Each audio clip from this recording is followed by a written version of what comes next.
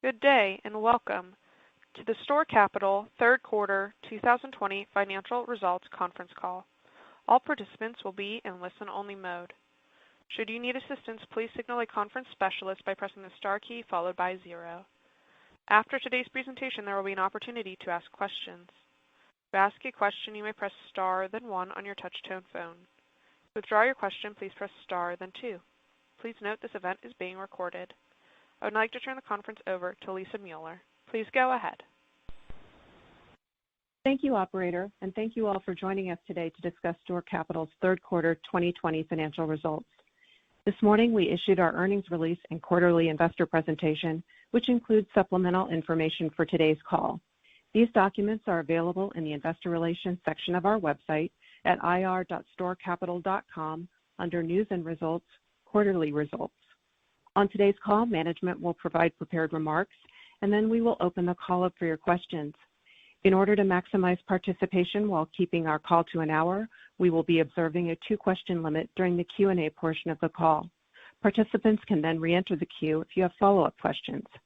Before we begin, I would like to remind you that today's comments will include forward-looking statements under the federal securities laws. Forward-looking statements, by their nature, involve estimates, projections, goals, forecasts, and assumptions, and are subject to risks and uncertainties, including those arising from the COVID-19 pandemic and its related impacts on us and our tenants, that could cause actual results or outcomes to differ materially from those expressed in the forward-looking statements. Our actual financial condition and results of operations may vary materially from those contemplated by such forward-looking statements. Discussion of the factors that could cause our results to differ materially from these forward-looking statements are contained in our SEC filings, including our reports on Form 10-K and 10-Q. With that, I would now like to turn the call over to Chris Volk, STORE's Chief Executive Officer. Chris, please go ahead. Thank you, Lisa, and good day, everyone, and welcome to STORE Capital's third quarter 2020 earnings call. With me today are Mary Fedewa, our President and Chief Operating Officer, and Kathy Long, our Chief Financial Officer. As always, we welcome the opportunity to speak to you today and hope that you and your families continue to be healthy and safe. We come to you today encouraged on a number of fronts. Our rent collections continue to steadily rise, with over 90% of our rents collected for October. Meanwhile, our portfolio occupancy and vacancy levels remain at pre-pandemic levels, which says a lot. Perhaps most importantly, we entered into this pandemic with sector-high yields on our portfolio investment, and that record has been sustained. Such performance is at the heart of risk-adjusted investment return delivery. Mary will provide added detail here, but our portfolio diversity has been important to our success, as has our generally suburban investment profile, which is more conducive to the demands of social distancing. With that said, let me discuss our achievements for the quarter.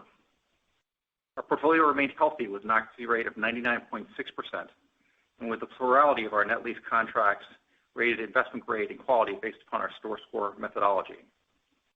There's been some near-term contract migration, which was expected with this pandemic, and Mary will address this. On the acquisition front, we made over $250 million of new investments during the third quarter, results of which elevated our unencumbered assets to about 63% of total investments and reduced our financial leverage to cost to historically low levels. Leverage on the unencumbered majority of a portion of our balance sheet stood at a sector low of 22% of cost, providing our full recourse unsecured note holders and our stockholders with a sector-leading defensive balance sheet and broad flexibility in our financing options.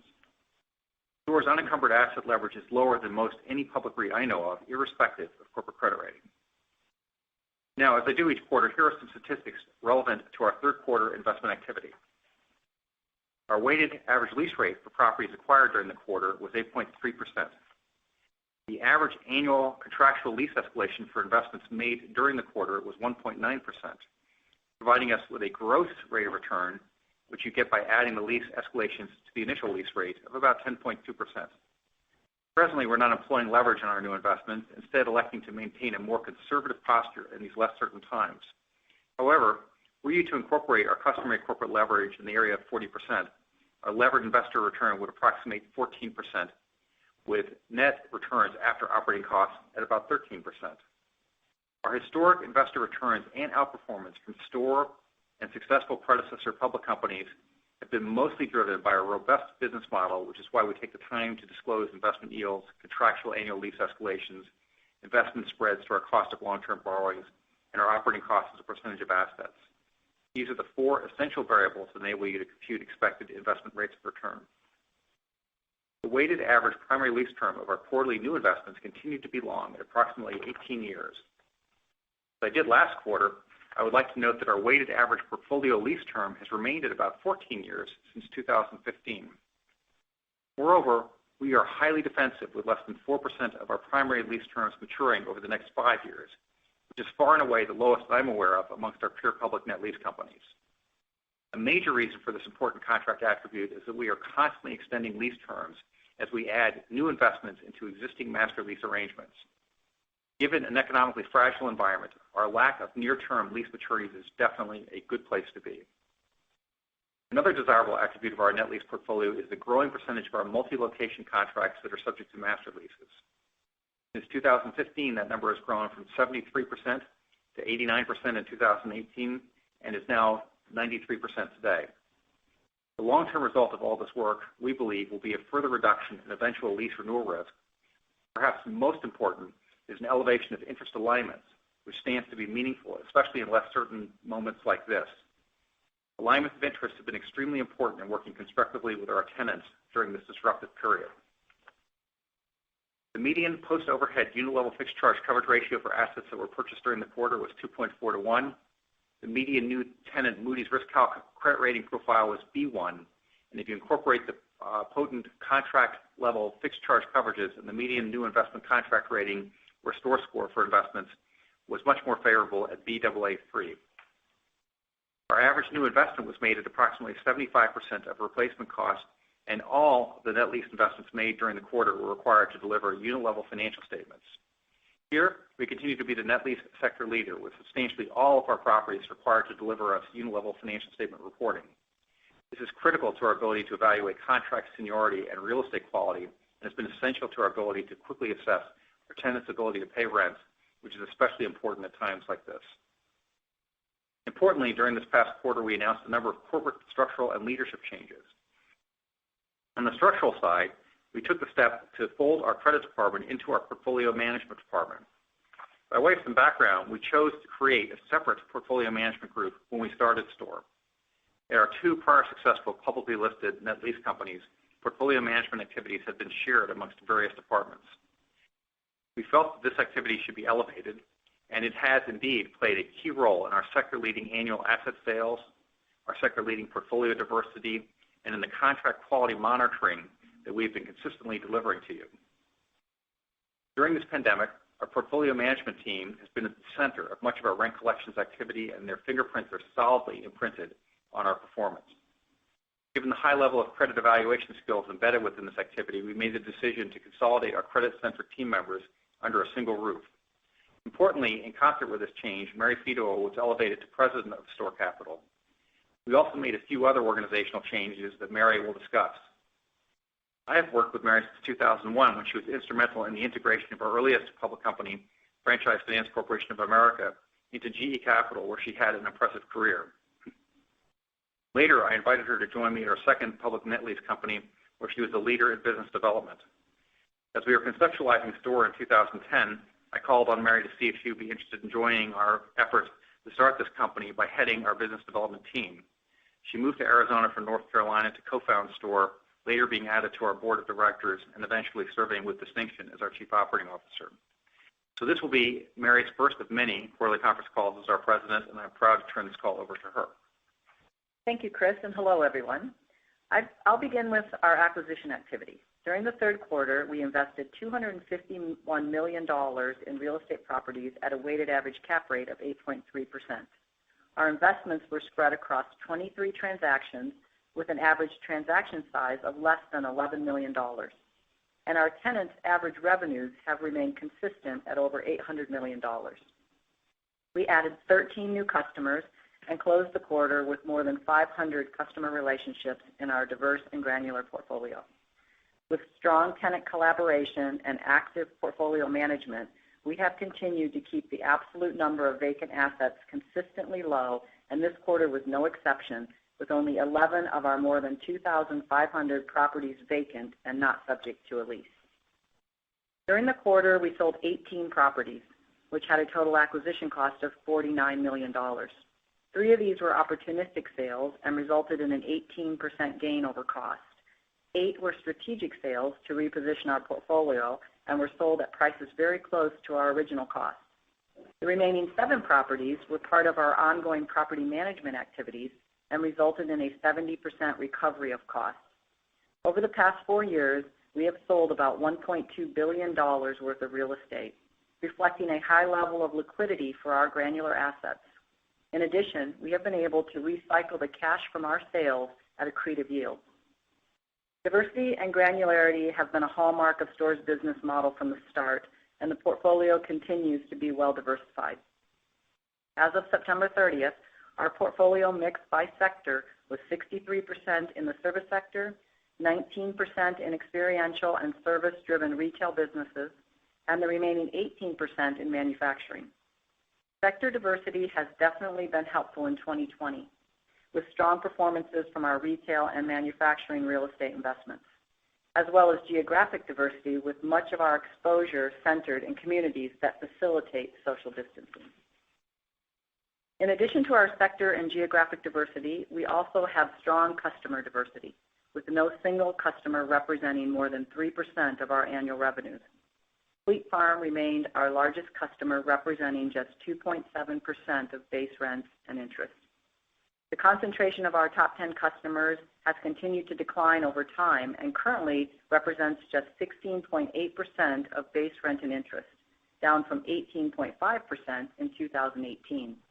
In addition, nearly 80% of our portfolio is comprised of tenants that account for 1% or less of base rent and interest.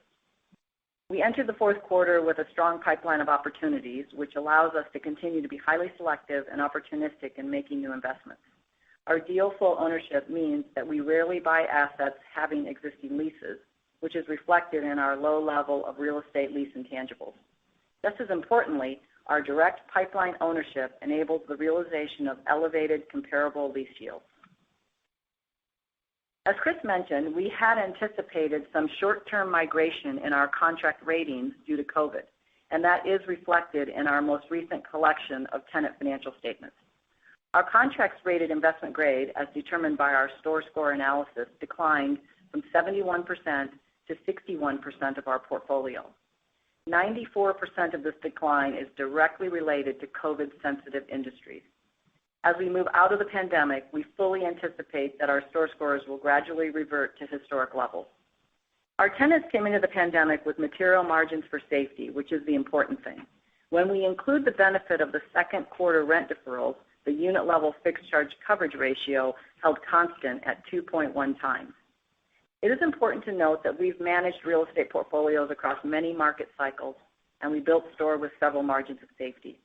Our business model continues to perform well, and we can attribute that to 3 major things. Number 1, the unprecedented diversity and granularity in our investment portfolio, which includes a wide range of industries that were unaffected by COVID. Number 2, STORE's portfolio having strong coverages going into the pandemic. And number 3, an established portfolio management organization allowing us to quickly pivot and respond to our customers' needs, utilizing the financial statements that we have consistently collected each quarter. When it comes to our team, I want to highlight our recent announcement of 2 well-deserved promotions to our executive team. Tyler Mertz to Executive Vice President of Acquisitions, and Craig Barnett to Executive Vice President of Underwriting and Portfolio Management. Tyler has been with STORE since our inception and has played a vital leadership role in building our direct origination approach. Prior to joining STORE, Tyler spent 11 years at GE Capital, graduating from GE's esteemed financial management program, where he gained extensive leadership experience in financial planning and analysis and was also a member of the sales team at GE Franchise Finance. Craig Barnett has an extensive credit background in both underwriting and portfolio management and will lead the consolidated credit-centric group Chris mentioned earlier. He previously served as our Senior Vice President of Portfolio Management, developing our company's portfolio management team, which has been an impactful contributor to the delivery of our potent risk-adjusted performance. Like Tyler, Craig also joined STORE at the very beginning, with both having worked at prior net lease companies associated with our leadership team. We look forward to their ongoing contributions to the growth and success of our company. Finally, we are currently planning our 5th annual customer conference for late January 2021. Although it will be virtual this year, we expect a strong turnout, and our program will feature another amazing lineup of outstanding speakers whose expertise will give our customers the inside track for the coming year. We are really looking forward to hearing valuable insights from all our distinguished speakers at our 2021 customer conference. And now, I'll turn the call to Kathy to discuss our financial results. Thank you, Mary. I'll discuss our financial results for the third quarter and then provide an update on our capital markets activity and balance sheet and our initial guidance for 2021 acquisitions. Consistent with last quarter, I'll provide a sequential bridge from our second quarter to third quarter results.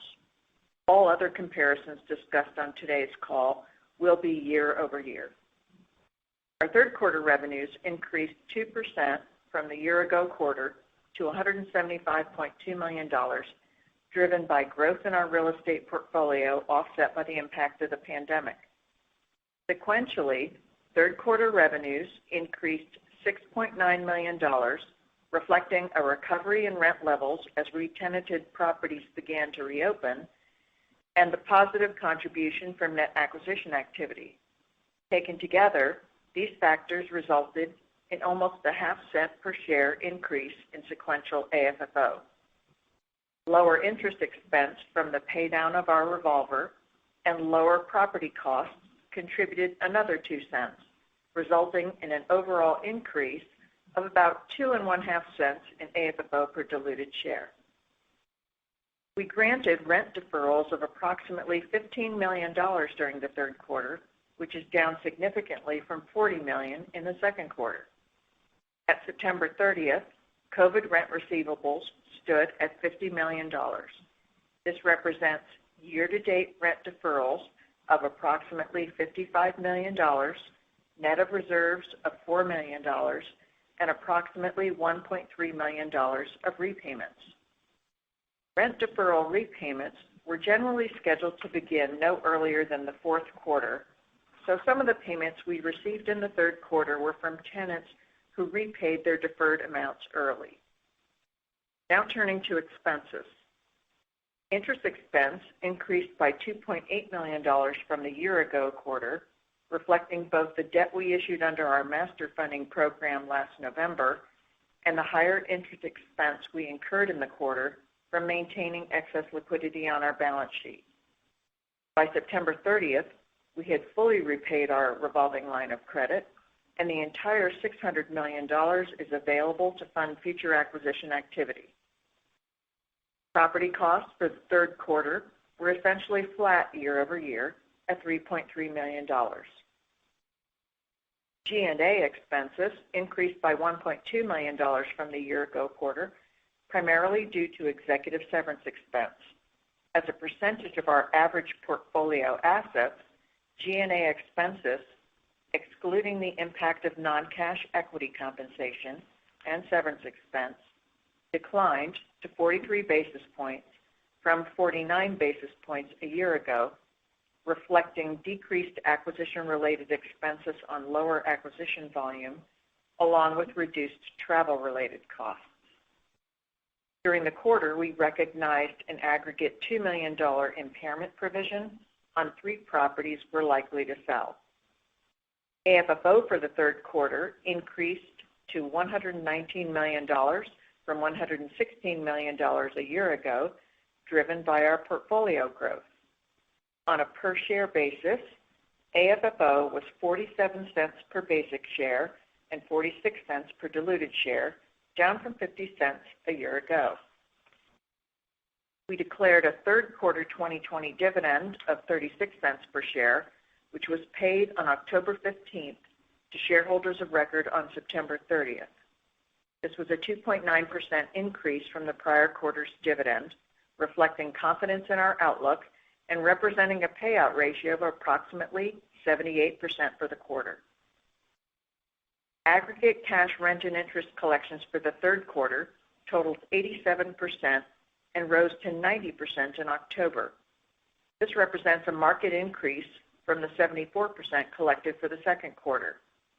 In calculating the percentage of cash collections, we've included only the actual cash rent payments we receive from our tenants. Now turning to acquisition activity and our balance sheet. We funded the $251 million of acquisitions in the quarter with equity along with cash proceeds from asset sales. We issued 8 million shares of common stock under our ATM program at an average price of $27.19 per share, raising net equity proceeds of approximately $215 million.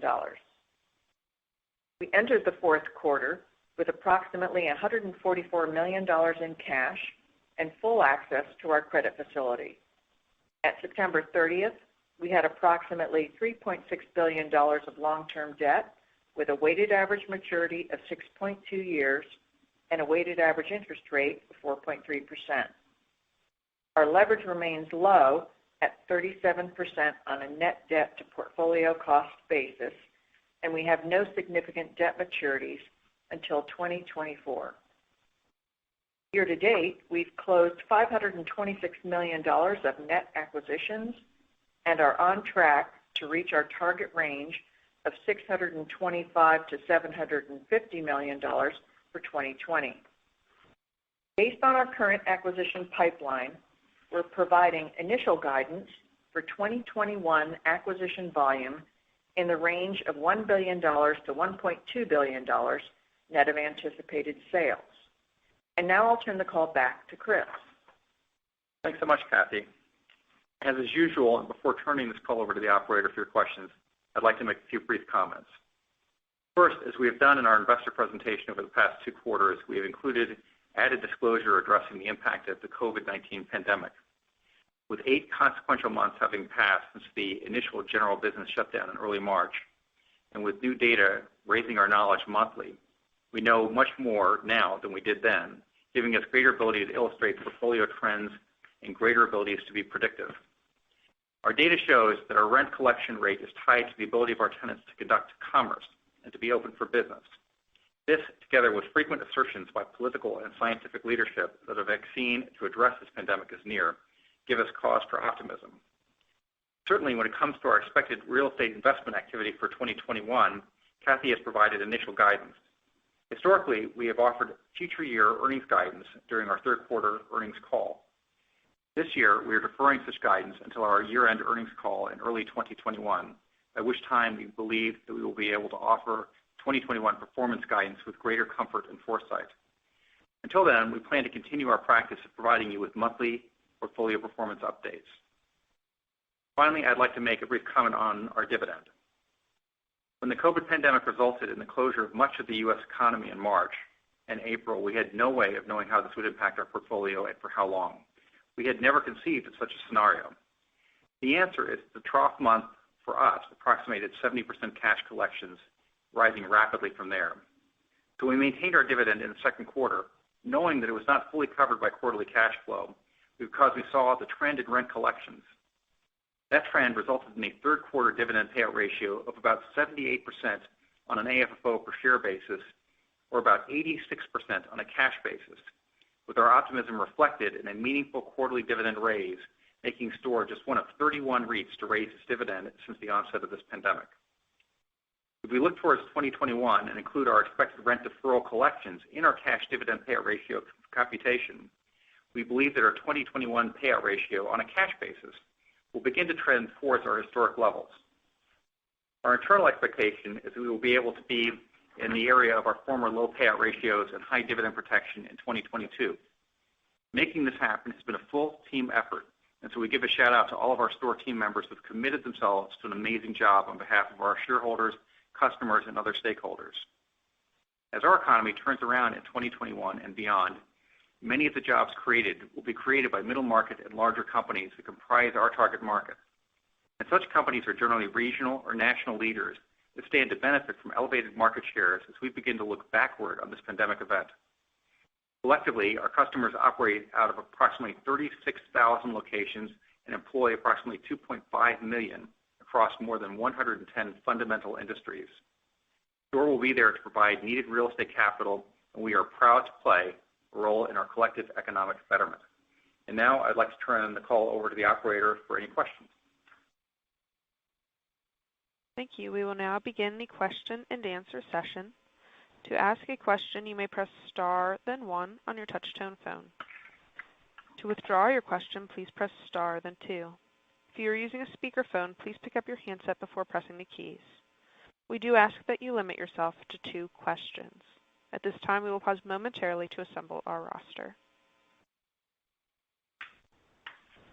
The first question will be from Linda Tsai of Jefferies. Hi, good morning. First, Mary, congratulations on becoming the president of STORE. It's a great accomplishment and inspiring to see your ascent. I wanted to ask about acquisition cap rates, albeit I said thank you, Linda. Lower than sure. I wanted to ask about acquisition cap rates, albeit lower than 3Q, remain elevated for the second quarter in a row. What's driving this?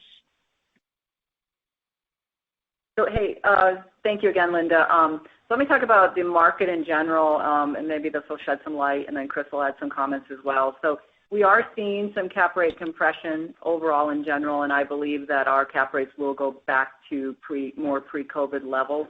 The compression is generally due to supply and demand imbalances, if you will, related to investment grade, sort of flight to quality, as well as industries that make sense to fund into in COVID. So, and then there's some favored industries like industrial right now, or companies that have done well in COVID. So that's creating a little bit of cap rate compression.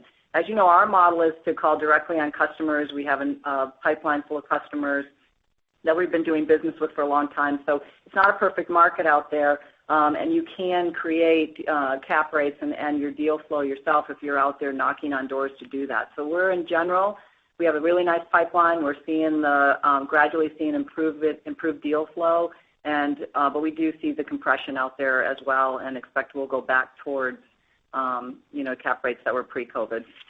And this is Chris, Linda. I would say we've just as a reminder, we have 16 people in our business development group, going on 18 in 2021.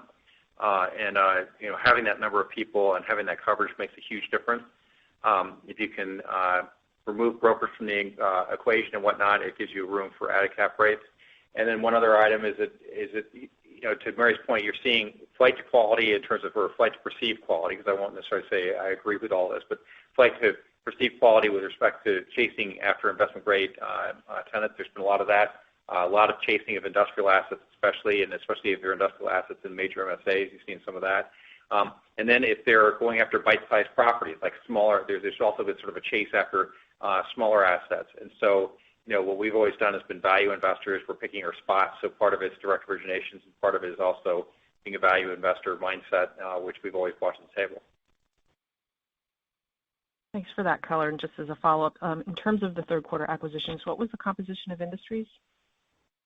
This is Mary again. We had about a third between retail, service, and manufacturing. And I would say for us, that's a little heavier on the manufacturing side than usual. We are investing in industries that make sense to fund into, during COVID, and most of which have withstood the impact of COVID, and in most cases actually have benefited from COVID. Thank you. The next question will be from Frank Lee of BMO. Hi, morning, everyone. How should we think about funding for future acquisition? Chris, I know you mentioned in your prepared remarks that you're not looking to apply leverage on new investments. So should we continue to expect deals to be match funded with the ATM and dispositions, or maybe with some debt now that the line has been fully paid down? I'll answer this with Kathy. But I would say this year we were taking a cautious approach, which I think you would appreciate. As we see our EBITDA pick up and as we see our collections pick up, what will end up happening is our funded debt to EBITDA ratio is going to just drop. And so as you get into 2021, I expect you're going to see us funding more with debt than with equity. So the mix will slightly change, although on an overall basis it'll be smooth. So our historic leverage is a kind of average around 40% of cost, which tends to work out to sort of 5.5 times funded debt to EBITDA. I mean, it's kind of in that bailiwick. as to what happens between now and the end of this year, which is just very close to us, I can't say whether we'll be going into the debt markets or not. Right. The debt rates are attractive, so you may see us tap the debt markets in the next, 6 months or so. Okay, thanks. And then if I look at your rent collections by industry slide, it looks like the restaurant collections dipped a bit in October from September. Is there anything to read into here, or is it just like a rent collection timing issue? For the quarter, hey, this is Mary. So again, our rent collections are, were 90%. The ones the deferrals were really concentrated in the 6 industries, more importantly, mostly the movie theater industry, which has suffered the most, as you know, through this. If there was a slight uptick in the restaurant space, it's just a timing issue. It wouldn't have been a trend. Okay, great. Thank you. The next question will be from Sheila McGrath of Evercore ISI. Yes, good afternoon. Chris, I was just wondering if you could give us some perspective, historical perspective in terms of cap rates versus the cost of debt. Are these spreads in the market currently available? Is this the widest that you've ever seen? It's kind of in that ballpark, yeah. I mean, if you can invest at cap rates north of 8 and borrow at debt that's between 3 and 4, I mean, it's a really stunning spread. So yes, it's very attractive.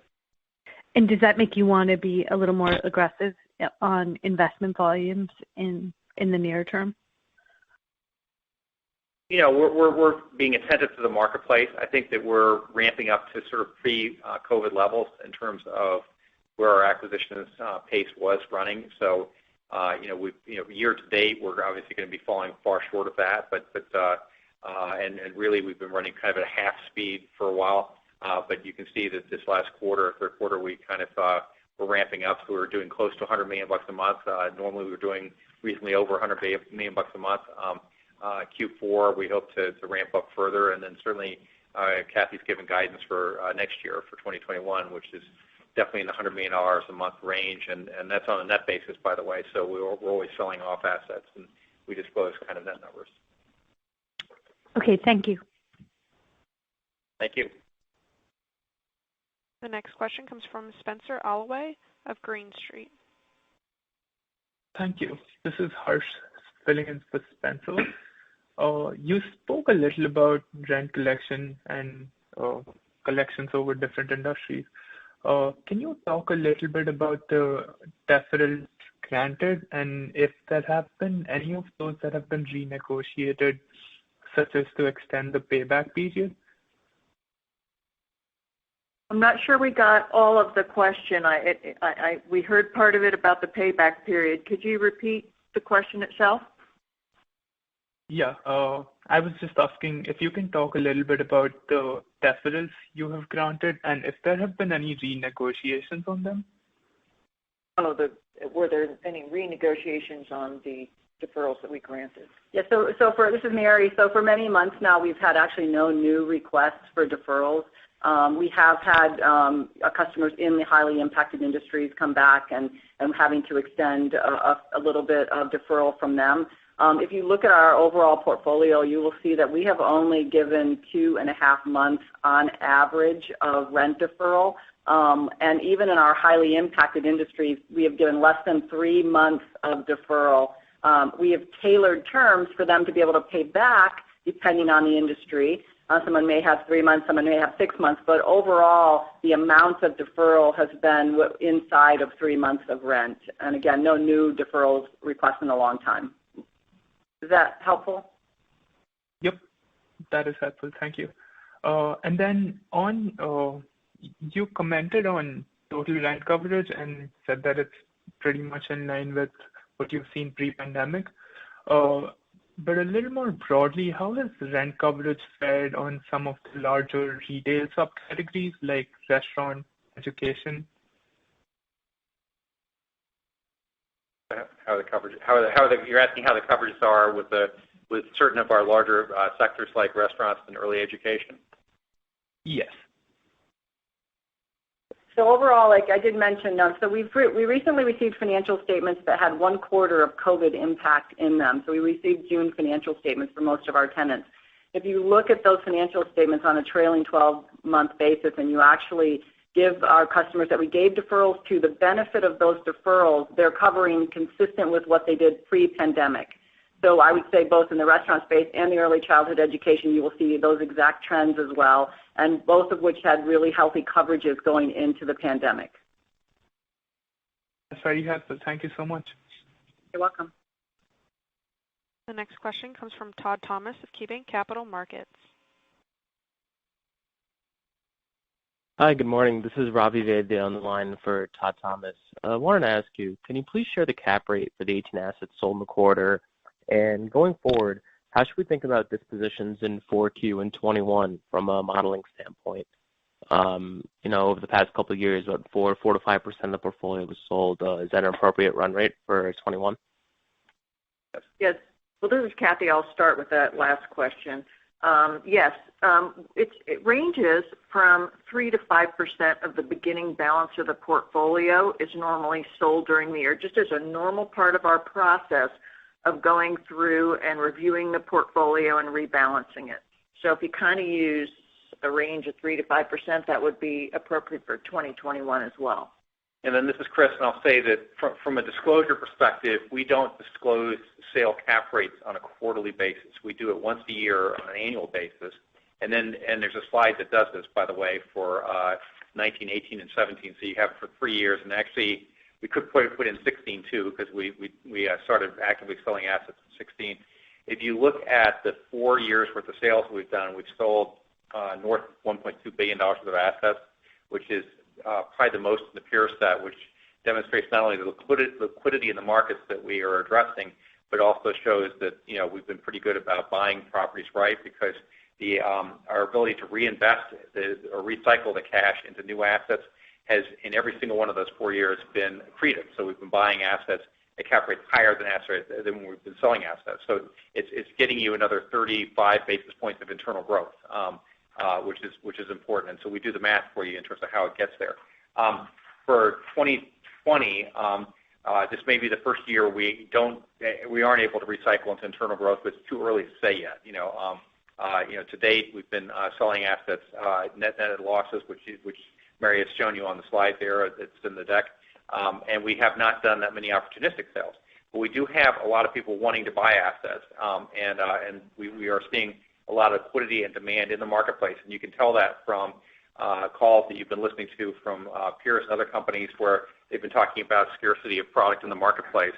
And so we've been having people make offers for restaurants, for example, for us in the 5 cap rate, 5 handle cap rate range and stuff. And we may sell some of that stuff during the course of this year. So it remains to be seen. Okay, great, thanks. And with regards to the gyms and health clubs, can you offer any detail on foot traffic, rent coverage, or any other trends that you're seeing for those assets? Yeah, this is Mary. So when we talk to our fitness center customers, of which most are open now, there's some California issues still going on, but across the rest of the U.S., they're open. Once they open, they have a membership model, as you know, so they're able to charge memberships when they open. So that's been really helpful for them. I think there's been some capacity constraints on them, but the capacity is generally based on fire codes, and so those are fairly generous in terms of how many people can be in the facility at a time. So I don't think we're having issues around the capacity. Definitely the memberships are coming back. We've actually, they've actually had people signing up for new memberships and stuff. I don't know if it's been sitting on the couch with COVID and people are motivated to get back out and begin to live their life, but we've seen increased memberships and we've seen, them actually come back relatively nice. Our portfolio of fitness centers is generally sort of regional players, national players, and so they're very strong, and those are the groups that are actually seeing good performance coming back, better than I think they expected, is what they're telling us for sure. Appreciate it. Thanks for the color. Thank you. The next question is from Nate Crossett of Berenberg. Hey, hi guys. For the 2021 volume, the 1 to 1.2 billion of net sales, what's the cap rate associated with that? Are we talking north of 8, or any color there would be helpful. And then, in the off chance that we go back into a lockdown, what would be kind of the impact on your pipeline specifically, and do you guys think you can execute on that regardless if we go into a lockdown or not? This is Kathy. When we're looking at 2021, as Mary mentioned, we're anticipating that cap rates trend back down to where they were pre-COVID. And if you recall, back at the beginning of the year, we had given a 7.75 cap rate for guidance of acquisitions, pre-COVID. So we're expecting it would trend back there. Mm-hmm. And I'll talk to the other question. Yeah. So Nate, the good news is that we've had the benefit of now 7 or 8 months of living through COVID, and our portfolio has weathered it really well. So I would say any new lockdown, which we wouldn't anticipate happening on a global basis, but you could see how we were able to perform through the global lockdown that we did see. And so from that perspective, we are monitoring, everything you can imagine, from daily case rates to positive test rates to mobility of people to, we have an open table statistic that we follow on restaurants, and they will say that although restaurants are volatile, they are actually creeping up in terms of volume and stuff in business. So we're, between masks and hand washing and social distancing, the world's adapting. As you can imagine, we're all very adaptive to things that happen in life. And so I would say, our pipeline will perform just fine. And I'm actually really proud of how our portfolio has performed and held up through COVID as we've, in the past 8 months as well. In our experience, Nate, has been a lot of this, the closure issues have been on a state-by-state or even a regional-by-regional basis, and we've seen some of that just even here, where we're in Arizona, in the Phoenix market, they were shutting down fitness clubs. We had some fitness club shutdowns also in California. Today, all that stuff is open, and of course, Arizona was ground zero for the entire world in terms of cases per 100,000 people for a while. So. And today we're in much better shape. If we look to other regions today that would be hot spots like El Paso, we're not seeing any sort of impact on our portfolio at this point. And of course, there are slides that reflect Mary's comments that are in the COVID deck. And of course, these are as of October 22nd, so they're not immediately current, but you can see that 13% of our properties are in highly sensitive industries relative to COVID that are in areas where there's more than 20 cases per 100,000 people, which is not even that many.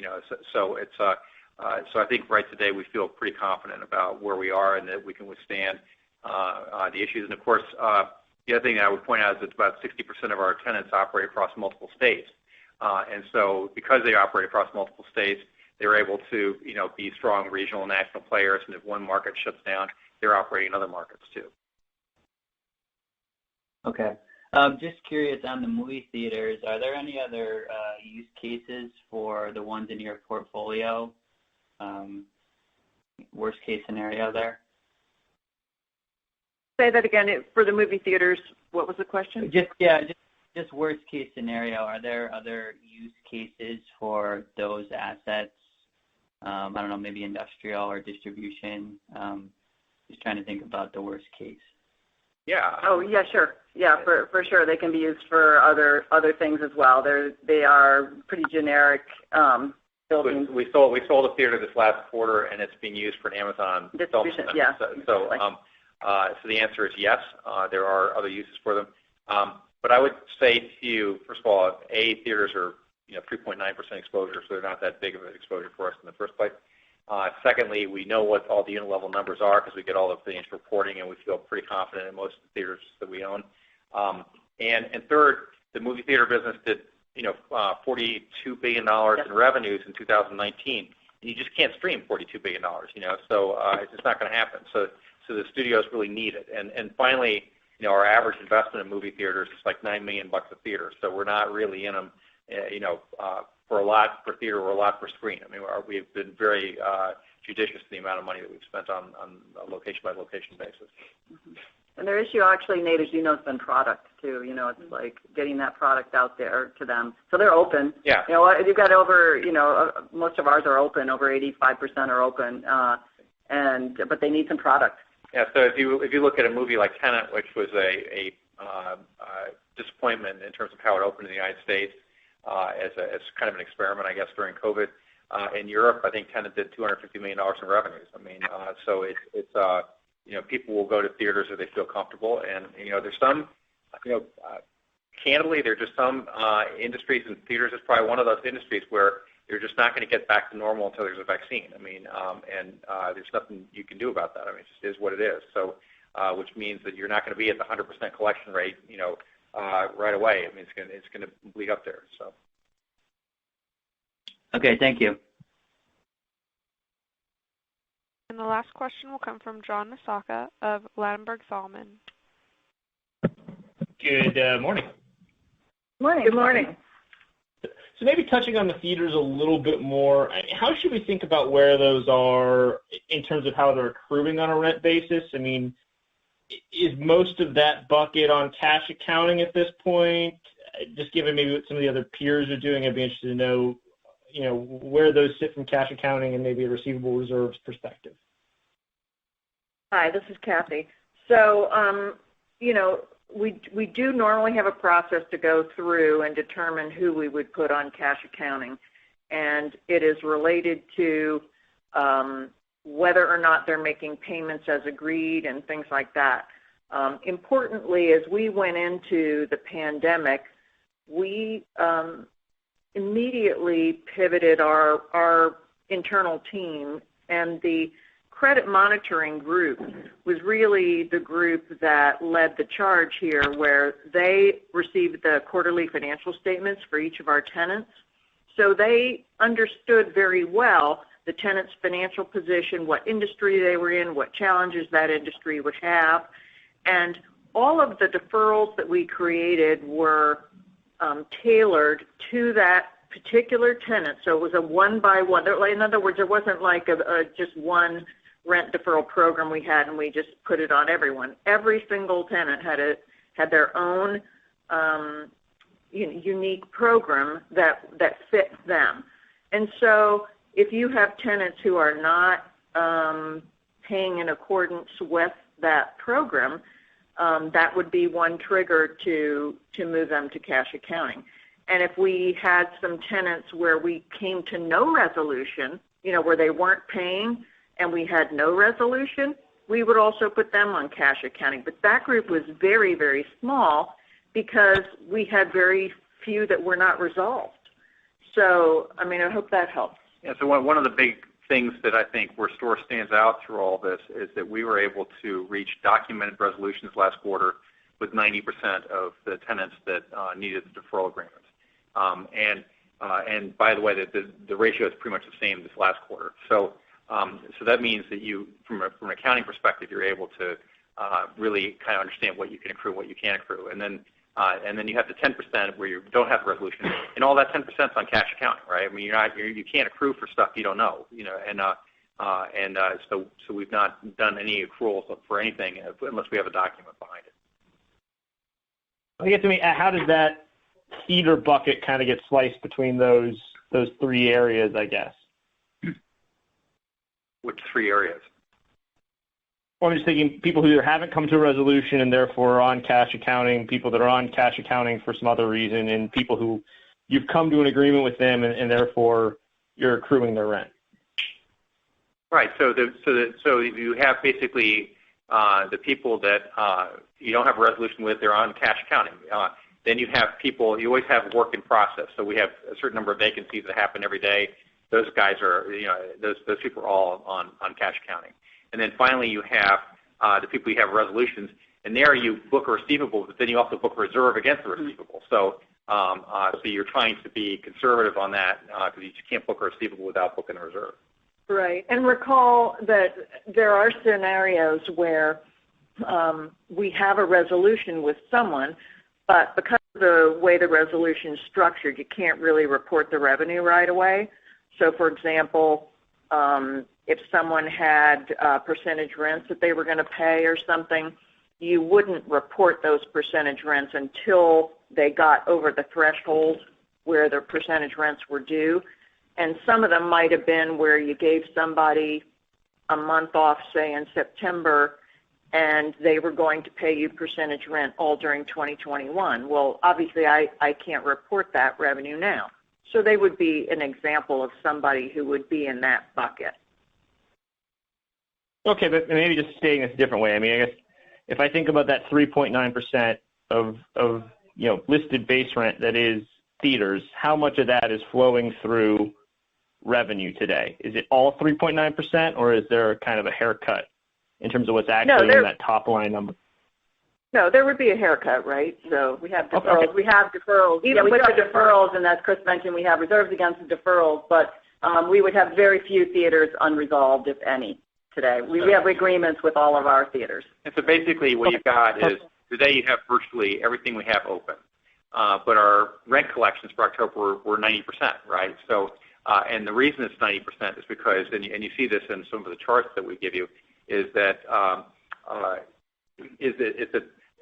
theaters being a great example. We have a number of theaters open, but our rent collection is only at 20%, and it's like there. It's in a chart. Yeah, and it's an agreed upon 20%, right? Based on their deferral, right, agreement that they have with us. Again, but yeah. Right, and so there's certain sectors, and we sort of give you an idea of what the sector is and what the rent collection is. And sometimes the rent collection is a function of a transaction or a deal that we structured months ago, right? Where the company can actually afford to pay us more rent today, but we struck a deal, so you get stuck at 90%. I mean, the really cool thing, honestly, is that if you were to look at STORE, and our rent collections are not as high as some people's. I mean, we're at 90%. Let's say the average of people that have investment grade tenants is around 95%. But the thing is that we're going into the marketplace with yields on our investment of around 8, and their yields on investment average around 7.3. So we're like 8%, 9% more than theirs, right? And so that means that we're collecting, for every dollar we have invested, we're collecting a lot more than they are, right? And then because they're collecting 100% of their investment grade, that means they're collecting less of their non-investment grade, and there's 150 basis points spread between those two typically. And so then you end up with even a wider gap in rent collections in terms of how many dollars we're collecting for every dollar we invest. And so there's a chart on that, because I think that's really important in terms of you're looking at how STORE is performing through this pandemic, and where you're generating risk-adjusted rates of return is so key. And so there's a chart that just describes that and compares us to peer groups that have that are dominated by investment grade tenants, and we stand out really well. Okay, understood.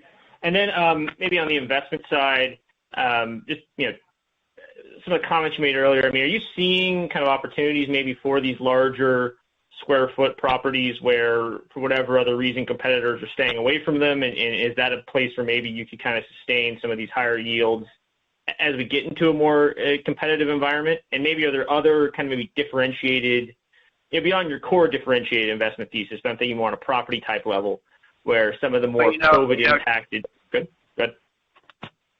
But John, I would say it's kind of like analyst ratings. If an analyst rates you as a hold, it's probably a good thing to buy, right? So people buy stuff at the wrong time sometimes. So the times where STORE's had the most buy recommendations, we've been trading at a 20 or 22 AFFO multiple, and when we're trading a low AFFO multiple, we have less buys. And you have that in the real estate market too, where you have certain areas that are out of favor, right? But if you peel back the envelope, the businesses behind them are really attractive businesses, and they can perform really well. And of course, if you're going after some of the big box stuff, you can get second generation use out of it, which basically means you can be in it a lot cheaper. And so there are chances like that where you can make some really interesting investments today that we think will stand the test of time.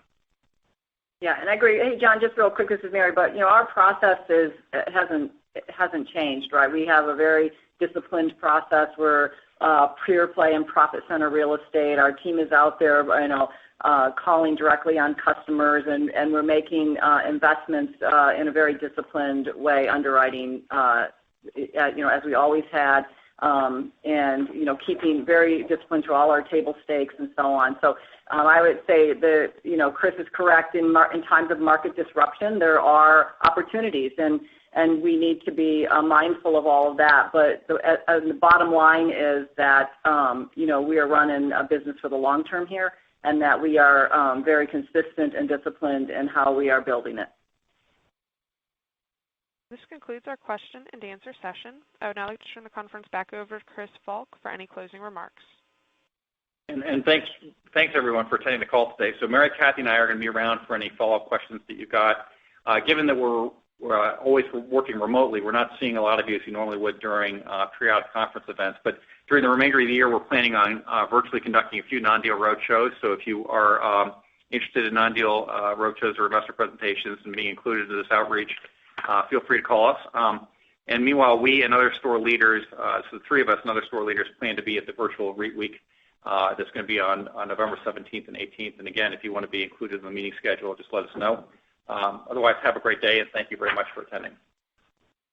Thank you. The conference is now concluded. Thank you all for attending today's presentation. You may now disconnect your lines. Have a great day.